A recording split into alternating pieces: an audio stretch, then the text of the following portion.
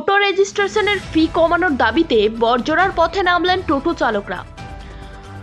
টোটো রেজিস্ট্রেশনের ফি কমানোর দাবিতে বৃহস্পতিবার বড়জোড়ার পথে নামলেন টোটো চালকরা।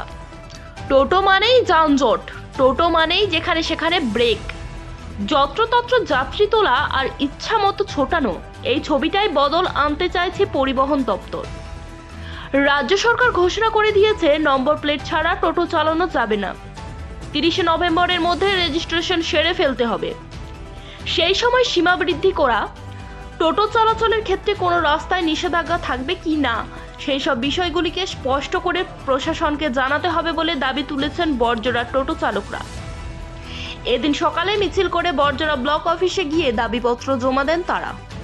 আমাদের দাবি হচ্ছে ন্যূনতম মূল্যে রেজিস্ট্রেশন করতে হবে এবং আমাদেরকে সহজ পদ্ধতিতে ন্যূনতম মূল্যে ড্রাইভিং লাইসেন্স করে দিতে হবে। আমরা সরকারের বিরুদ্ধে নই, কিন্তু আমরাও সেই সরকারেরই লোক। আমরা চাই যে যাতে কম মূল্যে, মানে যেটা আমাদের পক্ষে সম্ভব সেরকম একটা মূল্যে, তাতে করে যদি 100 টাকা থেকে 500 টাকা হয় সেটা হয়তো আমরা মেনে নিতে পারবো, ধার দেনা করে আমরা হয়তো জোগাড় করবো। কিন্তু যে টাকাটা আজকে সংখ্যায় আমাদেরকে বলছে অতটা টাকা আমাদের পক্ষে জোগাড় করা মানে মৃত্যুর সমান হয়ে যাবে। যার জন্য আমরা বিডিও সাহেবের কাছে এসেছি। বিডিও সাহেবের নিকট আমরা স্মারকলিপি জমা দেবো।